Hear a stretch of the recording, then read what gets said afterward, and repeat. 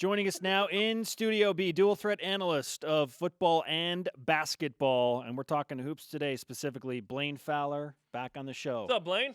They're not going to be worse next year. The reverse logic. They're not going to be worse. I like that thought. But although I don't know that I wish them to be worse next year. They only lost 5 games. Yeah, I know. I think they're worse record. I think they're very similar next year, talent-wise. We were talking before I came in and sat down here, and I really think that the WCC next year could be a 3-bid league. Because I don't think Gonzaga, if they drop, are they going to drop off? It's going to be really hard to get back to the national championship. Are they going to be a 1 seed? Yeah, but they're going to. I think they're a legit top 10 team going in, and depending what does Nigel do? He's not getting a ton of run as a first-round draft pick, and to me, if you're not a first-rounder, come back. I think the fact that they lost last night maybe changes things for him. You saw how upset Nigel was, right? Like it was. Yep. I actually loved it that he was hurt that much that they didn't win. So does he go, man, I've got some unfinished business, and they lose Karnowski, who's going to go.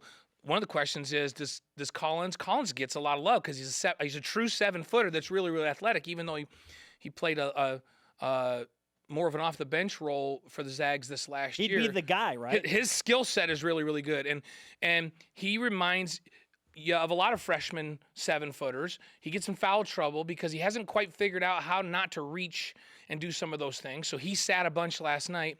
So it would really be good for him to have another year where he's now learned how to stay on the floor. Look at Mika stayed on the floor a lot better this year in his second year. He was never could keep him on the floor as a freshman. So I think Collins could use another year, and then he's probably a bona fide big-time first-round draft pick. But somebody might take a flyer on him and tell him they're going to take him now. But if they get everybody back, but Karnowski, Silas Melson is back. Williams is back. Both Williams are back, right? Perkins is back. If Nigel comes back, how's that not a top 10 basketball team? So when we say they're not going to drop off, it takes luck, the right bracket, all of those things to get to the championship game. But I think they're just as good next year, and maybe they play with better pace because as great as Karnowski is defensively, sometimes he slows them down offensively. And last night he couldn't make a shot from 4 feet. We're talking about teams. Yeah, that was unfortunate. Yeah. So they, and then St. Mary's with that was a young team this year. And the way they play, they're so dialed in with what Randy Bennett wants them to do. They make teams play at their pace. They dictate the pace on both ends of the floor. That's not going to change with Emmett Nahr out there running the offense and with Jacques down low, causing problems and mismatches for people. They lose Rayhan, who's a really good threat, but Randy can replace that out there. So they don't take a drop next year. So the big question is, way to be the bearer of bad news. So the big thing is, does BYU take a step forward? Yeah, well, where? Okay, so our Twitter question today is, will BYU finish greater than 3rd place in the West Coast Conference next season? Jeremy and I, our consensus is no, because Gonzaga and St. Mary's bring back so much and the core of their teams, it's going to be tough for BYU to break into that top 2, even with Eric Mika. Where do you stand on that? So, well, if Mika's back, I think it makes a difference because I think he's even that much better. And I like what Eric's doing. I think you go out, you work out, you network, and if you somehow can come from off the board to a first-round draft pick, heck yeah. But if you're still a late second rounder or a free agent, second rounders and free agents don't make it in that league. Sorry, they just don't. You look at that league, it's a league of first-round draft picks. It's not like the NFL where Danny Sorensen's make it. Half the league is undrafted in the NFL. Right. And it's half. You need 55 guys to be a good team in football. So guys make it, and then they get their chance, and guys get hurt so often in the NFL that opportunities open, like a la Danny Sorensen. Next thing you know, you got a 4-year, $16 million contract. Doesn't happen in basketball very often. And so if Eric can, through his workouts, jump up there, then heck yeah, go do it. If he doesn't, then he's probably back, right? But he's networked. He's shown guys and he can get feedback where they can go, you know what, go get a little bit stronger and a little more physical, and then let's talk about. So I think what he's doing is a fantastic idea. Nigel may do the same thing. Nigel Williams-Goss may do the same thing for the Zags and figure that out. But if he's back, and you bring Celius back into the mix, so you have a consistent jump shooter from the outside, and this team figures out how to take better shots down the stretch offensively. Because to me, that's the only thing missing offensively is better shot selection. I think they were a good, very skilled team. But if they want to contend for that 2 spot or that 1 spot, they have got to figure out how to play way better defense. And so, to me, the whole theme of the offseason has to be our conditioning is pointed toward playing better defense. The drills we're doing in the offseason are going to give us better lateral quickness and give us a mindset to play better defense. Look at last night. Gonzaga in that second half shot miserably. 18% halfway through the second half, and they were still in the ball game because defense. They would go, we're not making shots. We're missing 6-footers. We're missing open jumpers that we usually make in transition. Let's just get back and shut these guys down. And North Carolina did the same in the first half when they couldn't make a shot. So to be elite, we don't use that word, very often anymore. Not in vain. If you want to be elite, then you have to be able to win tough games by locking it down defensively. St. Mary's can do that and showed it this year. Gonzaga does it. They're all year long the number one team in defensive efficiency in the country. That's why they're in the national championship game. They're also very good offensively. So BYU's going to have to make a huge jump defensively to finish in the top 2. That's my opinion. Does the outcome of next season for BYU depend more on Gonzaga and St. Mary's and how they play, or the changes that BYU needs to make? Because I think BYU could still make some changes, still be much better, and still finish in third. They could. They absolutely could. I think it's more about how far BYU comes and how much they change the mentality and how physical they can be and how much better they can play defensively. And then, so to me, physically, they have the parts and pieces to compete with those teams. They certainly can match up physically with St. Mary's. So what's the difference? St. Mary's is mentally way tougher than this BYU basketball team this season. They understand what they're supposed to do. They execute at a way higher level than BYU does on both ends of the floor, consistently every night. That's the difference. St. Mary's doesn't go out and lose to a team they're not supposed to lose to at home or on the road, because even if they're not shooting it, they understand how to execute and get the shots they want and to lock people down defensively. So that's the difference. If BYU wins 3 or 4 more games, they're an NCAA tournament team. Right? So to me, it's more about what BYU does in terms of their mentality this offseason on playing better defense and understanding the roles down the stretch in a tight ball game against a St. Mary's or a Gonzaga, and being able to make good shots, good decisions with the basketball. And so they're capable of matching up with those teams. Look at when Gonzaga just played them straight up and didn't force them into a tempo thing and they beat them. So physically they're okay. So this is an off season of mental preparation and understanding what they're supposed to do, and they have a chance to move up into that first 2, but it's going to take a lot of work and they have to have a mindset change. If Eric Mika does not come back to BYU, and we've stated our opinions on whether or not we believe that he will do that, and odds are stacked against him right now because he's late second round, some off the board projections, but most off the board, right? If he does get what he wants and he goes to the NBA, will BYU get better from this year to next year? That's a hard one because they made this conscious decision they were going to play through the post this year. And I think a lot of BYU struggles offensively late in games where this was such a new thing for everybody, including Nick Emery, who at the end of games a year before was just get the ball in Nick's hands, let's screen for him, he's just going to go create and make a shot. Now it was, we still need to play through the post in the last 2 minutes. So fundamentally a change. They would be significantly better next year having done this for a year and for a whole offseason. If he goes, now do you still play through the post? I think Yoli is a weapon in the post, but, man, I would love to see Eric back, and I'd love to see Yoli practice like he was a wing all year long, with the ball in his hands facing up and extending his range so that it gives BYU another mismatch where he can either go post you up or come out and knock down a jump shot and create a terrible matchup for everybody at the 4.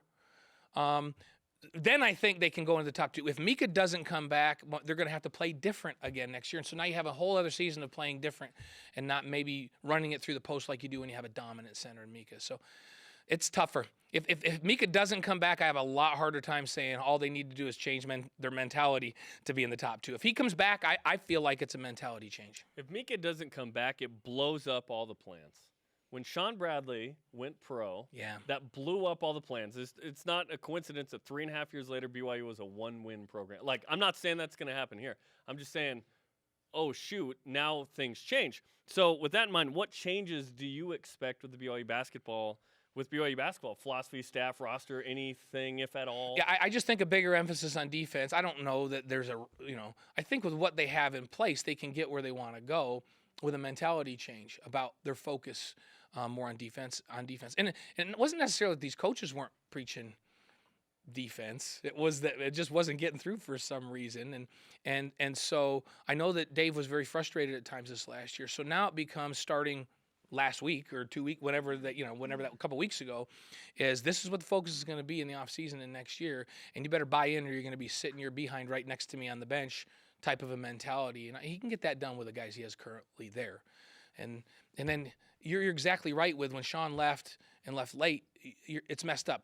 BYU's having a hard time going to get a young post that's a top recruit in the country right now because if Eric Mika's coming back, well, I'm not playing next year. And all these kids that are big-time stars think they need to start as a freshman. It is so Although Collins didn't start as a freshman. And was the man. How refreshing, right? That he didn't have an attitude or mentality that I'm not going to Gonzaga. A little easier when you're a top 10 program to go recruit a big guy and say you're going to learn this year and they're going to make you an NBA guy the next year. And oh, by the way, we just had Sabonis drafted this last year. We're putting out NBA guys every year, so come learn this year and then come back. Than it is to do that here. If Mika goes, and then you think, well, do they go get a JC center right now? But most of the JC kids are already locked into where they're going. It's April 4th. They're already locked in. So if he goes, it puts BYU in a tough situation, and they're going to have to rally and try to figure out how to play a little bit different where everything maybe doesn't go through the post. Then BYU I hate to see turns that. to Peyton Dastrup I'm not saying Ryan Andrus. I'm not saying I don't want to see Eric do really, really well in all these workouts and all that, but I think he's smart that he didn't hire an agent and he left his options open because it allows him to do a ton of networking right now to get a lot of advice. And who knows? Maybe he vaults up there, and if he does, I wouldn't begrudge him to go. Would you guys? No, I wouldn't. I wouldn't blame him. But if he stays late second round or off the board, and that's the advice he gets, come on, don't go be. You don't need to be Jimo Dashen right now. Well, Trent Plaisted. Hey, by the way, this last weekend, I told my family, I said that from now on, that's how I want you to refer to Jimo Dashen. Because I want to be the lonely master. Because he explained in that thing that means that he's in a class by, he's all by himself. Yeah. Not that he's really lonely. That I still told my kids, I'm like, hey, don't call me Daddy anymore. I want to be Jimo. Blaine Fowler with us in studio. Jimo Dashen. We are not Fowler. calling you Jimo. So just call me. That is reserved for his Jimmerness. Does Blaine Dashen mean the same thing? Blaine Dashen. Can I be Blaine Dashen? Yes. No, I don't have any nicknames. Like you can't shorten Blaine, so nobody called me Blah. You're Uncle B. Yeah, okay, Uncle B. Well, You're Uncle B. You know what? Did you have a nickname? I love Uncle B. Yeah. I love Uncle B. Okay. I don't need to be Blaine Dashen. You guys can call me Uncle B. I'm so glad we figured that out. we got that cleared out. I look at a guy Chinese right now. Blaine Dashen. I look at a guy like Zach Seljaas, and there are a lot of BYU fans that are excited about the fact that he is going to be back with next year's team because of what he did as a freshman. He's got to go through some significant shoulder, not surgery, but just rehab, yeah. But what do you anticipate he will really do in terms of making a difference for next year's team? He was a guy that understood his role and played in that role, which is something BYU needed this last year and will need next year. He knew when the appropriate time to take a shot was. He was really good in transition at knocking down threes and being consistent. He played tough defense when they needed him to play tough defense, even though I wouldn't say he's a guy with phenomenal lateral quickness. He battled out there, but mostly because BYU from the outside this year was really up and down. Seljaas in his first year was not up and down. He was consistently producing on the outside and scoring the basketball. And so I think his mindset is good. He understands how to be a role player and a good teammate, and he's a consistent shooter. You tell me that can't help BYU. That can absolutely help BYU. And off the bench potentially. Whether Mika's back or not.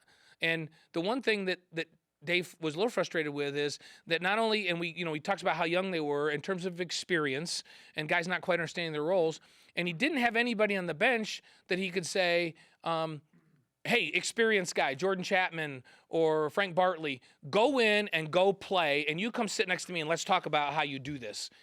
Didn't have that last year, and so Seljaas would give him some depth on the bench with a little bit of experience and allow him to, when somebody's not playing well, to sit him on the bench and have a conversation for a little bit and have some learning opportunities.